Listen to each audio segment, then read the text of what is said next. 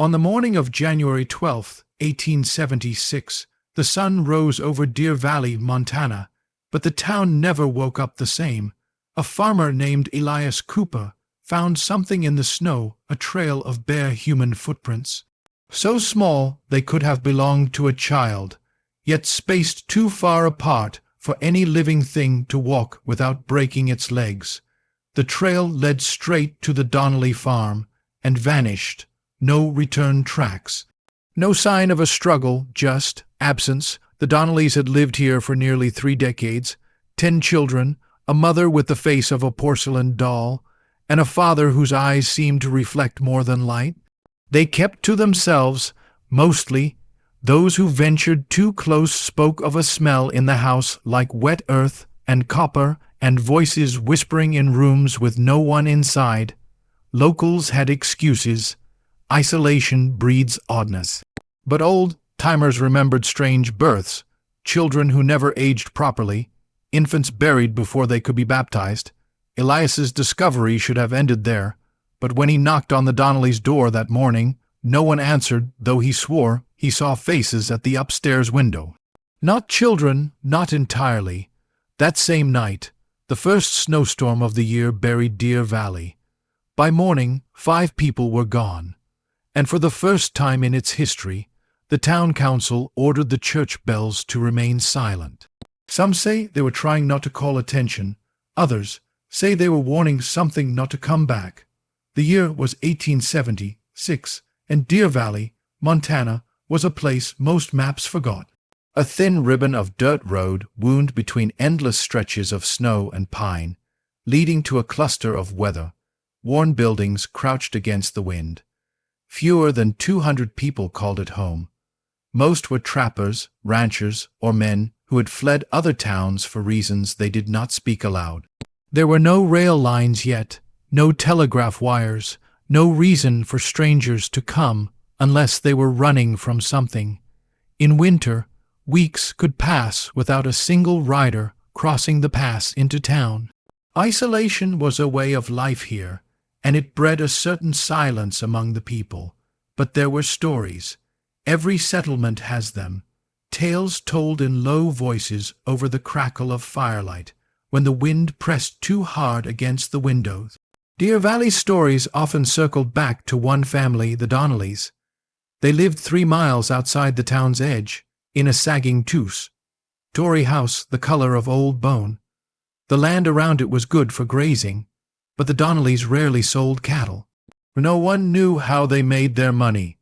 The few who had been inside the house spoke of walls lined with jars, cloudy glass, filled with dark, unidentifiable things. Father Mallory, the town's priest, said nothing against them in public, but he was known to avoid walking past their pew on Sundays. And when their children did appear in town, barefoot even in winter, people would step aside without knowing why. Deer Valley was a hard place, but its people were harder. Yet when the Donnelly name was spoken, even the toughest men lowered their voices, as if the wind itself might be listening. The Donnelly homestead stood like a relic abandoned by time. Its roof sagged under the weight of decades of snow, the wood gray and splintered, as if it had grown from the earth itself. 2 narrow windows faced the road, set too high and too close together, giving the house an oddly watchful expression. Approaching it, you could hear the wind catch in the eaves, creating a low, droning sound that rose and fell like distant chanting. The fence around the property leaned at angles, its rails lashed together with strips of hide instead of rope. No one could say why. The yard was barren except for a single tree, a blackened cotton, wood with its bark stripped away in places, as if something had scraped it over and over. Beneath its branches lay small mounds of disturbed soil, some no larger than a loaf of bread. No markers, no names. Inside, the air was thick and damp, carrying that same metallic scent travelers had whispered about for years. The walls were bare wood, except in the kitchen, where long shelves held rows of glass jars. In each, Shapes floated, pale, twisted things suspended in yellow liquid. Some resembled animal fetuses, others did not. The floor creaked in places where no one stood. Doors opened on their own, and the upstairs hallway was lined with framed photographs, each one of a Donnelly child, dressed in plain clothes, staring at the camera with an expression too old for their years. Strangely, in some photos, the same face seemed to appear more than once, with only the clothing changed. The Donnelly family had lived here for nearly 30 years, yet to anyone who entered, it felt less like a home, and more like a shrine to something that should never have been worshipped. In Deer Valley, words traveled slowly, but whispers traveled fast. You could hear them in the back corner of the general store, in the pauses between drinks at the saloon, or in the quiet nods exchanged outside Sunday service. The Donnellys were always the subject, though no one ever spoke of them directly when a stranger was near. Some swore the family wasn't entirely human. They told of children born with milky white eyes who still seemed to see, of voices that spoke in unison from separate mouths, of a baby that never cried once in its short life, and yet was found days later with a smile frozen on its face. Others spoke of nights when strange lights flickered over the Donnelly property, green, cold flames that hovered above the roofline, fading whenever anyone tried to approach. There were accounts of livestock wandering too close to their fence and never returning, no tracks, no blood, just gone. A few, mostly the older settlers, remembered when the first Donnellys arrived from the east. They said Mrs. Donnelly had a stillness about her, the way a doll sits in a window and seems to follow you with its eyes. Mr. Donnelly was different, a man who never raised his voice, but could make a room fall silent just by stepping inside. It was Father Mallory who, years later, let slip one detail that made even the bravest men uneasy. At every baptism, he kept a detailed parish record, birth dates, parent names, witnesses, but for the Donnelly children, the book was nearly empty, blank lines where names should be, dates that didn't match. And in one case, the same child listed twice, 3 years apart. No one ever asked him about it again. The Donnellys were not like other families in Deer Valley, and it showed in ways that were hard to name, but impossible to ignore. Their skin was pale, not the pale of winter, but something deeper, almost translucent, as if the blood beneath moved slower than it should. Under certain light, faint blue veins traced delicate patterns across their faces and hands. Their eyes were the most unsettling. Some were an icy gray, others a cloudy blue that seemed to glow faintly in shadow.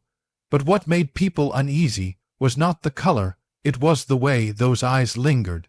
They did not dart away politely as most did. They stayed fixed on you, unblinking, as if memorizing your every twitch and breath. The children's hair was fine and colorless, almost weightless, and seemed to float in the air even when the wind was still. They were tall for their ages, with long fingers that looked better suited to a pianist than a farmhand.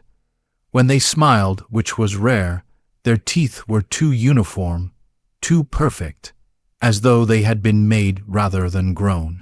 Some said they never saw a Donnelly child bleed. One blacksmith claimed a boy cut his palm on a rusted hinge in the shop, and though the skin split open, no blood flowed, just a thin, clear fluid that glistened before disappearing. Even stranger were the sounds. If 2 or more Donnelly children stood close together, they sometimes hummed not a tune, not words, just a low vibration that seemed to pass through the listener's bones. And though the family never caused trouble in public, everyone in town agreed on one thing: no one wanted to be alone with a Donnelly after dark. Illness in Deer Valley was nothing new. Winters were long, food was scarce, and medicine was little more than hope wrapped in herbs. But the sicknesses connected to the Donnellys were different. It began quietly, A ranch hand who mended their fence in the spring was bedridden within a week. His skin turned ashen, his lips cracked, and a fever left him rambling about faces in the walls before he died. The town doctor, a man not prone to superstition, described his lungs as too pale, too smooth, like something newly made. Then there were the stillbirths. Women who visited the Donnelly farm to deliver eggs, to buy milk, or simply to be neighborly sometimes returned home only to lose their unborn children days later. No cause could be found. The priest called it God's will. The midwives called it the Donnelly touch, and quietly warned expectant mothers to keep their distance. Even those who survived their encounters rarely came back the same. Elias Cooper's own nephew, after helping the Donnelly boys haul wood one winter, began waking in the night screaming that someone was standing over him with no face. Within a month he stopped speaking altogether. His eyes grew cloudy, and by spring he was buried under the cotton wood in his family's yard. Patterns emerged only if you were willing to see them. The sick were always those who had crossed onto Donnelly land. The dead were often found with a faint, sour smell clinging to their clothes, a mix of wet soil and iron. And every funeral brought the same quiet question among the townsfolk. Was it just bad luck? Or had the Donnellys taken something they should not have? My dear brother Thomas, I write to you under a heaviness I cannot shake. Though the snow outside is bright and the day is clear, there is a family in my parish, the Donnellys, whose presence troubles me in ways I dare not voice from the pulpit. You will think me foolish, or worse, given to the fears of old wives, but I assure you, this is no idle superstition. Their children do not grow as other children do. Some seem to remain the same age for years, their faces unchanged even as seasons pass. I have baptized 3 of them, and yet I could swear it was the same child each time, though they bore different names. Their mother, Margaret, speaks with a calm so unnatural that it chills me. Her eyes never leave mine, and when she smiles, it feels as though she already knows my next words. The father, Eamon Donnelly, attends Mass but never kneels. He keeps his hat in his hands and stares at the altar as though weighing its worth. I have seen him whisper into the ears of his children, and they all turn their heads toward me in perfect unison, their lips unmoving. The townsfolk avoid them, yet no one dares speak openly. There is a sense that to name what we see is to invite it closer. I tell you this because I fear something is growing here, something not of God's making.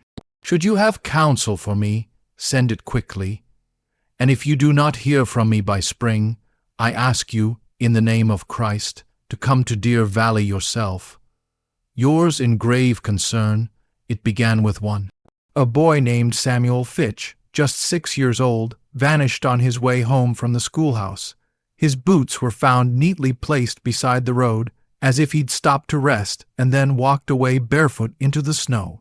No tracks, no signs of a struggle.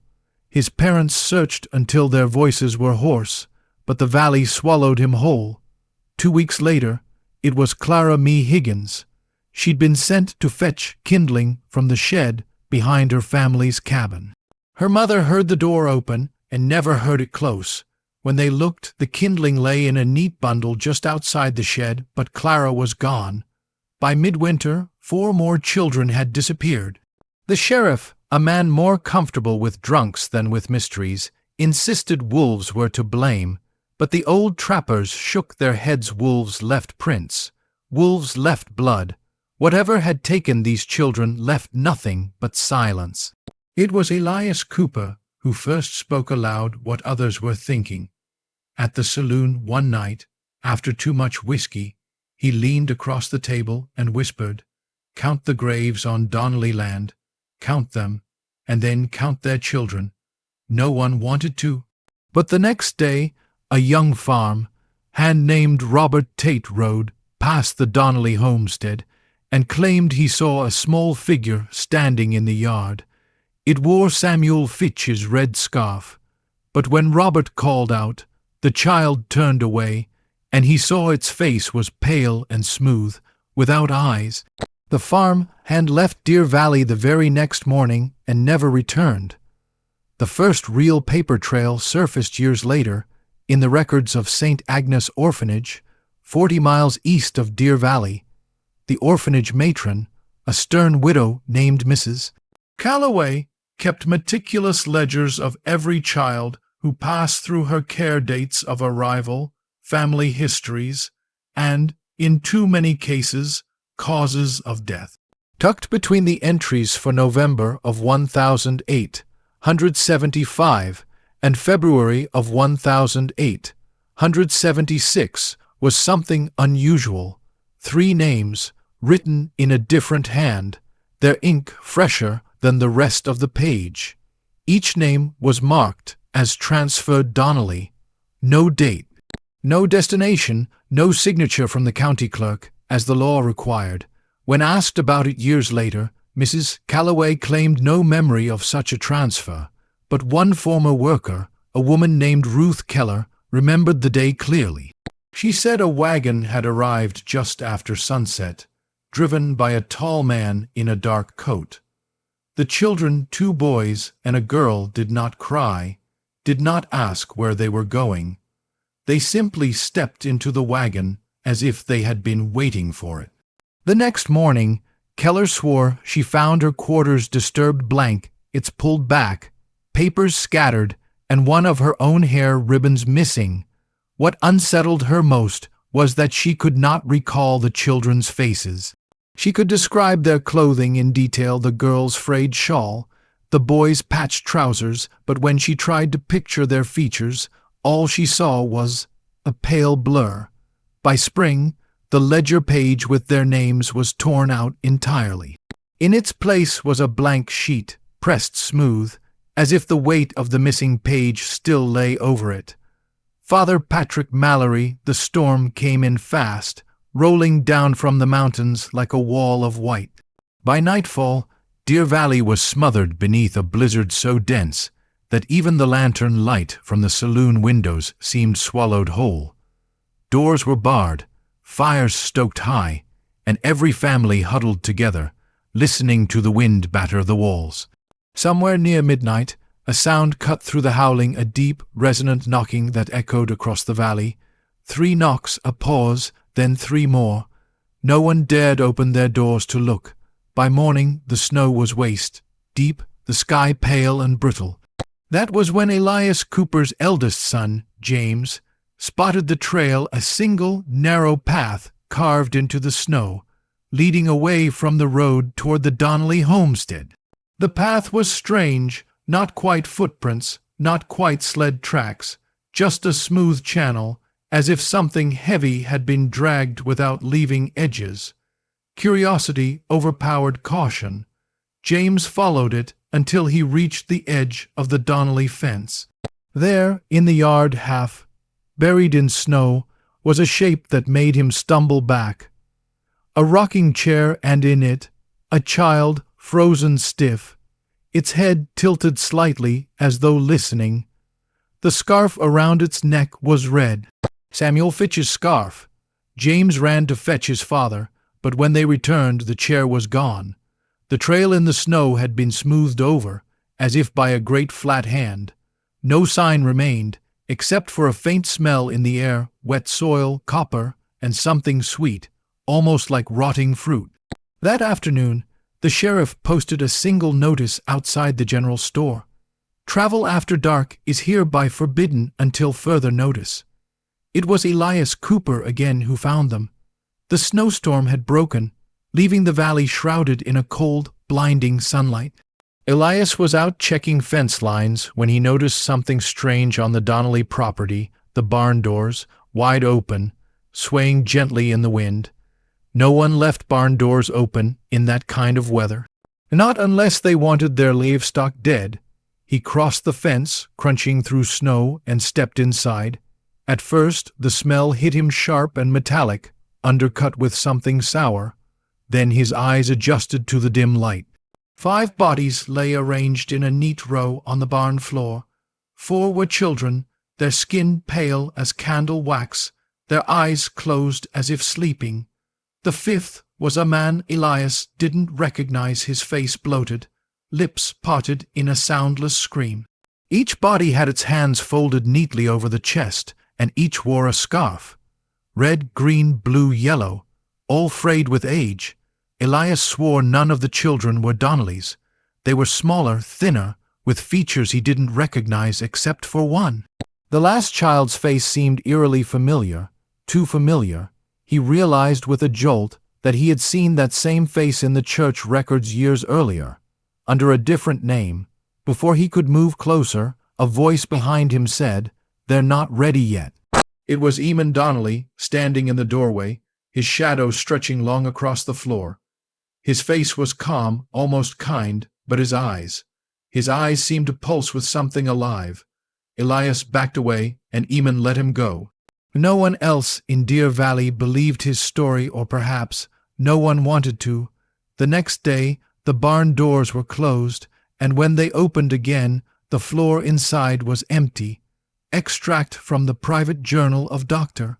Silas Morton, Deer Valley physician, March 3rd, 1008, 176. I was summoned late last night under the pretense of tending to a fever at the Donnelly homestead. When I arrived, I was led not into their parlor, but to a narrow upstairs room I had never seen before. The air was thick, almost humid, and the curtains were drawn tight. On the bed lay a boy, perhaps 10 years of age, though his limbs were strangely long for his frame. His skin was white to the point of translucence, and faint blue threads of veinwork were visible beneath the surface, running in symmetrical patterns along his arms and neck. His eyes remained closed, yet I observed rapid movement beneath the lids, not the chaotic motion of dreaming, but something measured, almost rhythmic. Upon examination, I discovered his pulse was irregular, alternating between quick bursts and near total stillness. Most disturbing of all, when I drew my stethoscope to his chest, I could not locate a heartbeat in the usual place. Instead, a slow, deliberate thump emanated from the left side of his abdomen.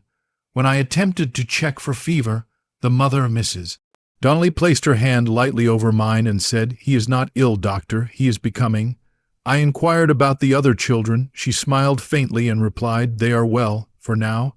I was escorted out before I could press further. As I reached the door, I heard the boy on the bed emit a sound low and steady, almost like humming. From elsewhere in the house, faint voices joined in, matching his tone exactly. I did not sleep that night. I fear that what I examined was not an illness, but a stage. Confidential Memorandum, Department of the Interior, Office of Special Investigations, April 17th, 1876 to Director H. Langley from Agent J. R. Whitcomb, per your instructions. I have traveled to Deer Valley, Montana Territory, to investigate the disappearances reported over the past 6 months.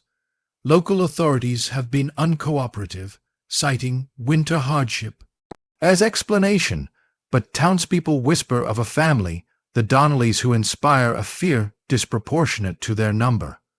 Surveillance of the Donnelly homestead reveals unusual activity. Multiple children of varying ages are seen in the yard, yet none appear in local birth records. More troubling, photographic comparison of sketches taken from 1868 show at least 2 children unchanged in appearance despite the passage of 8 years. On April 14th, during a night watch from the ridgeline, I observed a light within the Donnelly barn, not from flame, but a steady, bluish glow that pulsed like a heartbeat. Several figures moved inside, bending over what appeared to be a table. At one point, a child emerged briefly into the snow. The temperature was below freezing, yet the child's breath did not steam in the air. I attempted to approach the property under cover of darkness, but was intercepted by the patriarch, Donnelly, who addressed me by name despite no prior introduction. He advised me to mind my ledger, not my neighbor's, then turned his gaze toward the ridge I had used for observation, as if he had known I had been there all along. I have seen unusual phenomena in this post, but there is something here I cannot reconcile with natural law. I recommend immediate escalation to the Bureau's scientific division and possible quarantine of the valley before the spring thaw allows further movement in or out. End of report. It was the 5th of May when it happened. No snow, no wind, just a stillness that descended without warning, as if the entire valley had been pressed under glass. Birds stopped calling. The creek by Miller's Mill went mute, its usual babble replaced by a thick, oppressive quiet. By sunset, people began to notice something worse. Sound carried differently, unnaturally. A knock on a door seemed to echo for several seconds. Footsteps rang out as if the earth beneath were hollow. Dogs paced and whined but would not bark. At exactly 9:03 p.m., every oil lamp in Deer Valley flickered not out, but in. The light seemed to bend inward toward the flame, pulled by some invisible gravity. For a heartbeat, the glow was the color of deep water. Then came the hum. Low at first, like the sound of a distant train, it rose in pitch until it sat just on the edge of pain. It vibrated through the bones, through the teeth, through the mind. Witnesses would later say they saw figures in the fields, dozens of them standing perfectly still, all facing the same direction, toward the Donnelly land.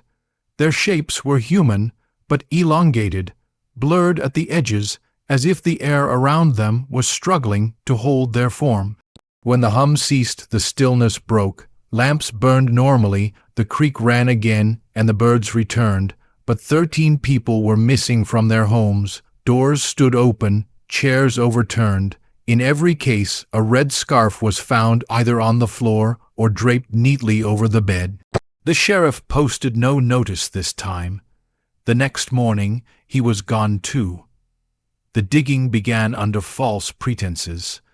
On June 1st, 1008, 176, 2 men from the Territorial Survey arrived in Deer Valley, claiming to be mapping soil composition for agricultural development.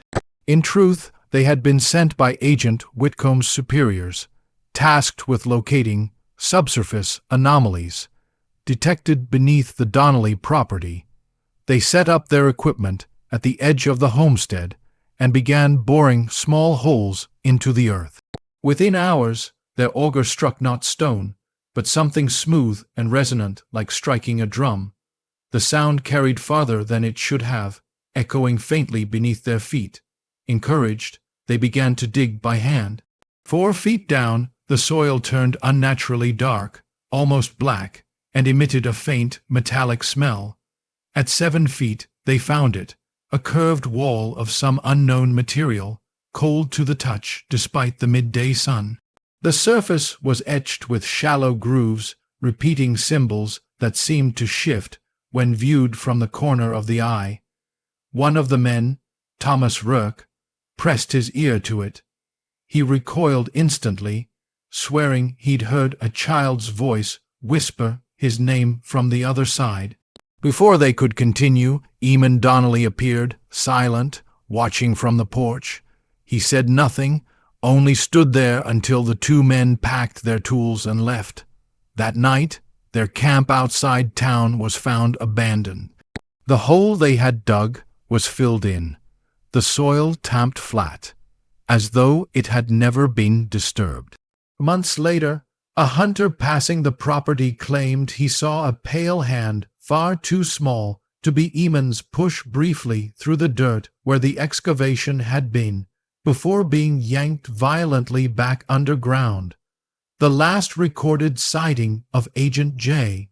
R. Whitcomb was on the night of July 11th, 1876. He had taken a room above the Deer Valley Mercantile, keeping his rifle and case files close. Witnesses say he was restless that evening, pacing the balcony as if expecting someone or something to arrive. At 10:17 p.m., Whitcomb descended the stairs, tipped his hat to the storekeeper, and stepped into the street. The air was unnervingly still, the moon casting a silver sheen across the snowless ground.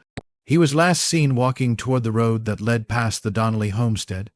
The following morning, his room was untouched, bed unmade, coffee cup half drained, his case files gone.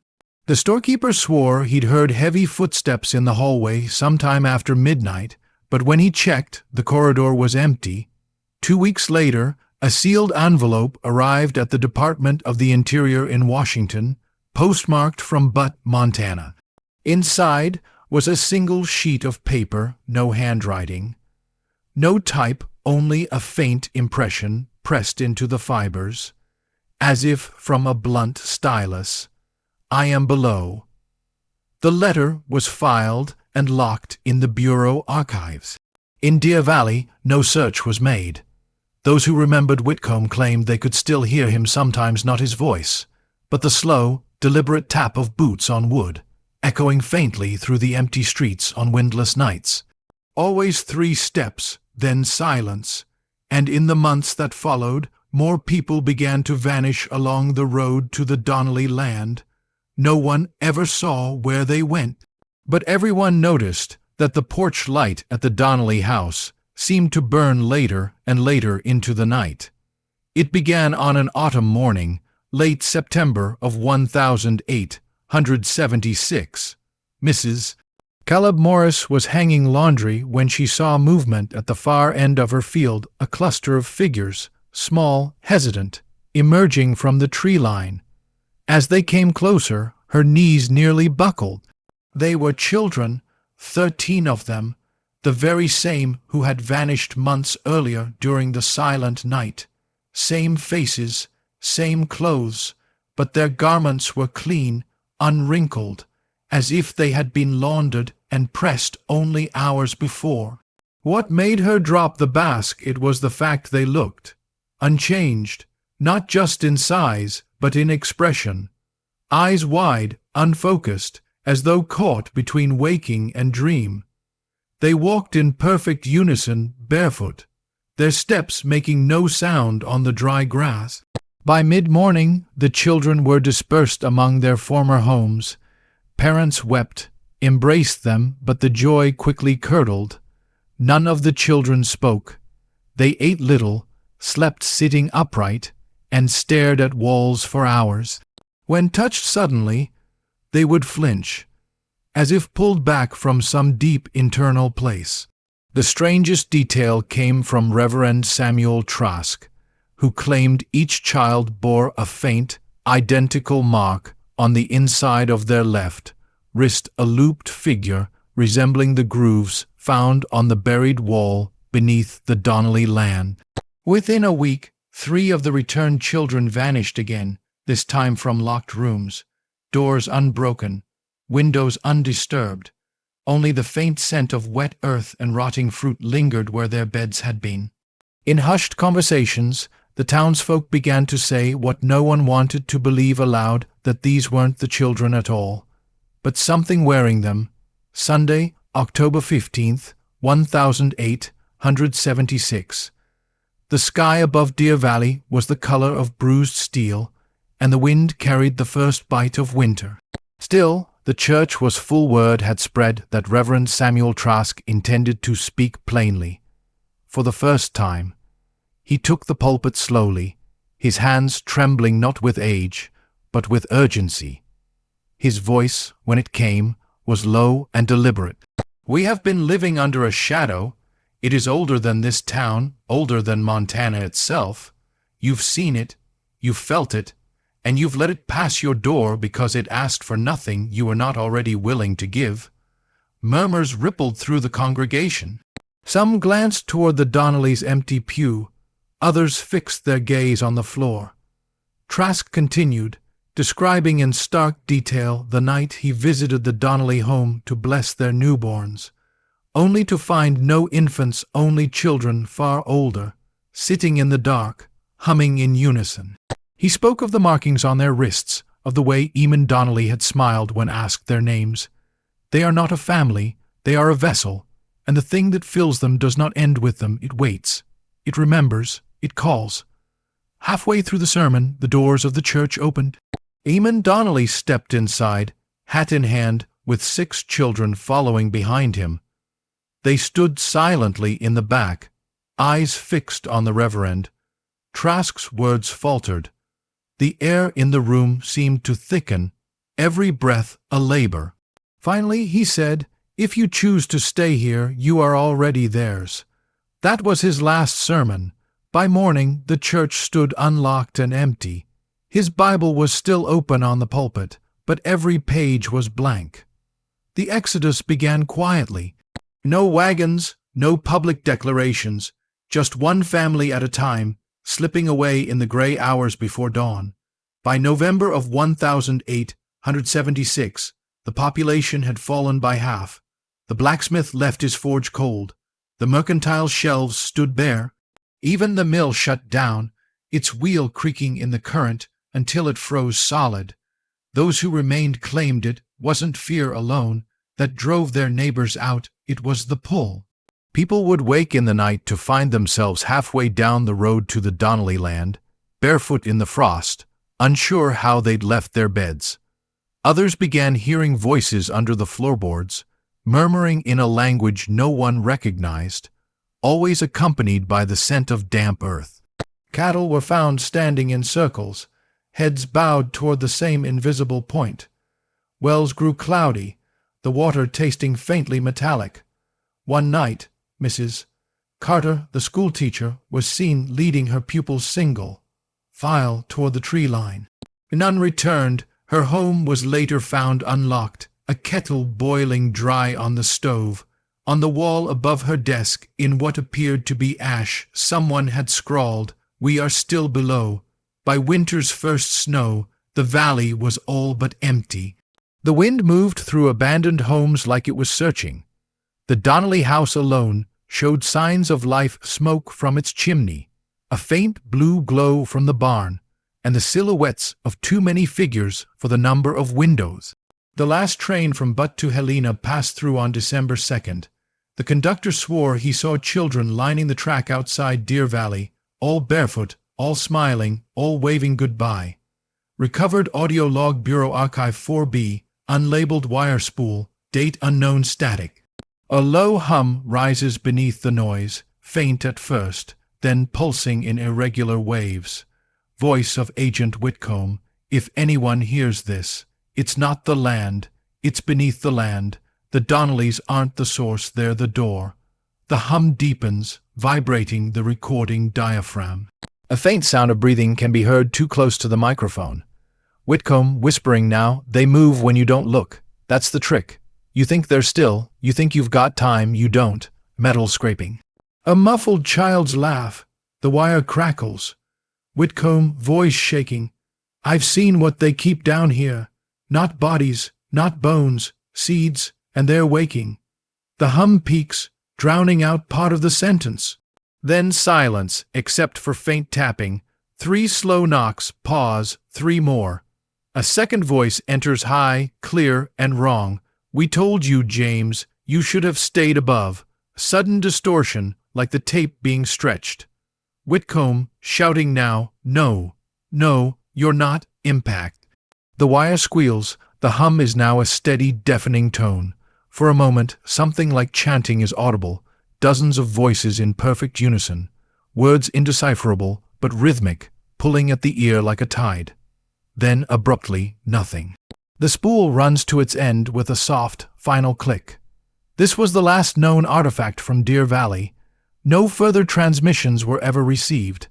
And if you listen closely, very closely, to the original recording, archivists say you can still hear the breathing. And it isn't Whitcomb's.